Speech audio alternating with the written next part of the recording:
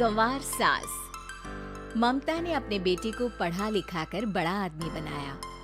अब वो शहर में अपने परिवार के साथ रहता है।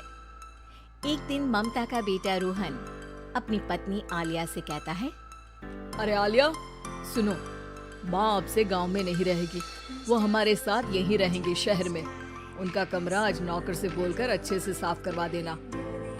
ओह, आज तो मेरी किटी पार्टी है, फिर मुझे जिम और फिर शॉपिंग। ठीक है, कल करवा दूंगी। अच्छा, लेकिन माँ के सामने ये कपड़े नहीं चलेंगे। हाँ, तुम्हें साड़ी या सूट पहनना होगा। अरे बिल्कुल भी नहीं।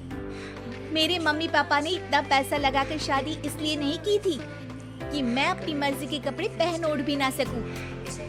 अरे चलो, गुस्सा मत हो, लेकिन कुछ दिन तो माँ की खुशी के लिए कर सकती हो ना। लेकिन आलिया मानती नहीं। माँ आती है सिंपल सी साड़ी, झोला और चप्पल पहनकर। अरे रोहन, मैं इनके साथ कैसे रहूंगी? मेरी फ्रेंड्स क्या कहेंगी? ये तो पूरी गंवार लग रही है। आलिया, माँ गांव में रहती थी इसलिए ऐसी हैं। तुम आज ही माँ के साथ जाकर उनकी पसंद की शॉपिंग करवा देना। इनके साथ घर के अंदर रहना मुश्किल है, बाहर तो मैं कभी भी ना जाऊं। रोहन को आलिया पर गुस्सा आ जाता है।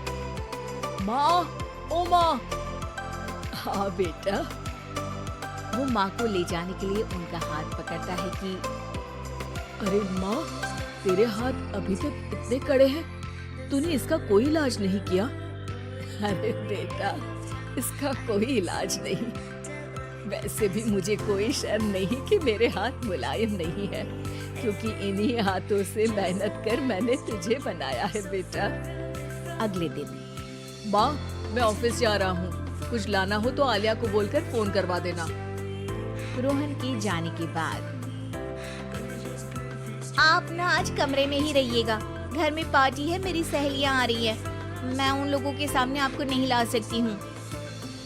ठीक है बहू, लेकिन तुम कहो तो मैं कुछ खाने को बना दूँ तुम लोगों की पार्टी के लिए। वो लोग सिर्फ कॉन्टिनेंटल या थाई फूड ही खाते हैं। कोई बात नहीं, कभी इंडियन खिलाने वाला कोई मिला नहीं होगा ना। मैं बनाकर कमरे में चली जाऊंगी। जैसे आपकी मर्जी। आलिया के घर उसकी दोस्त आती है, पार्टी होती है। अरे वाह आलिया, ये क्या है खाने में? बड़ा ही स्वादिष्ट है यार, इसकी रेसिपी मुझे चाहिए। हाँ, और ये दाल, ओह माय गॉड, मैंने तो किसी 5 स्टार में भी ऐसी दाल नहीं खाई है यार। तू कुक को यहाँ बुलाना। अब आलिया घबरा जाती है। हाँ, क्यों नहीं? माँ जी, जरा बाहर आइए। आलिया की सास सिंपल सी साड़ी और गांव के अंदाज में आती है।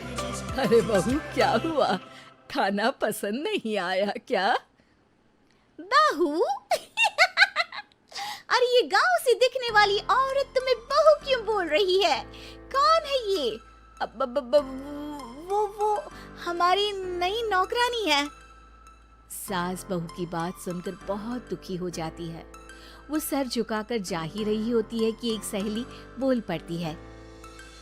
अरे कहाँ जा रही हैं माँ जी? वो उठकर उनके पैर छूती है। जीती रहो बेटा। क्या है ना, आपकी शक्ल बिल्कुल मेरी माँ जैसी है। पता है आलिया, मैं शहर पढ़ने आई और फिर शहरी हो गई, लेकिन मेरे माँ पापा तो आज भी गांव में रहते हैं, बिल्कुल इनके जैसे ही हैं। अब यहाँ बैठिए ना आंटी, आप सच में बड़ी खूबसूरत है और आपके हाथ का खाना तो लाजवाब है। काश ये मेरी सास होती। सभी सहेलियां सास को घेर कर बैठ जाती हैं और उनसे खाने की रेसिपी पूछ रही होती है कि तभी घर की बेल बजती है और रोहन आता है। अरे क्या बात है, आज आप लोग हमारे घर में? और ये लोग तो मुझे आलिया से ज्यादा माँ की सहेलियां लग रही हैं। क्या ये आपकी माँ है? लेकिन आलिया ने तो कहा कि ये उनकी नौकरानी है और इन्होंने भी नहीं बताया।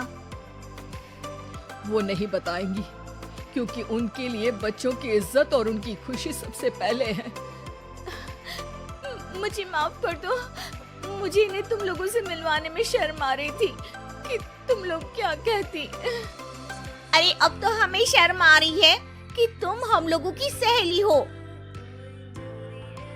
हाँ, जो माँ जैसी सास को नौकरानी बोले वो हमारी सहेली नहीं हो सकती। ये बोलकर सभी वहाँ से जाने लगती है कि सास बोलती है, आलिया की तरफ से मैं तुम लोगों से माफी मांगती हूँ। उसने जो कहा उसके लिए मैं उसे माफ करती हूँ। अब तुम लोग भी उसे माफ कर दो, क्योंकि अगर तुम लोगों ने उससे दोस्ती तोड़ी तो फिर मेरे हाथ का खाना कैसे खाओगी? नहीं नहीं आंटी, जरूर आएंगे, लेकिन अब आलिया की नहीं बल्कि आपकी सहेली बनकर।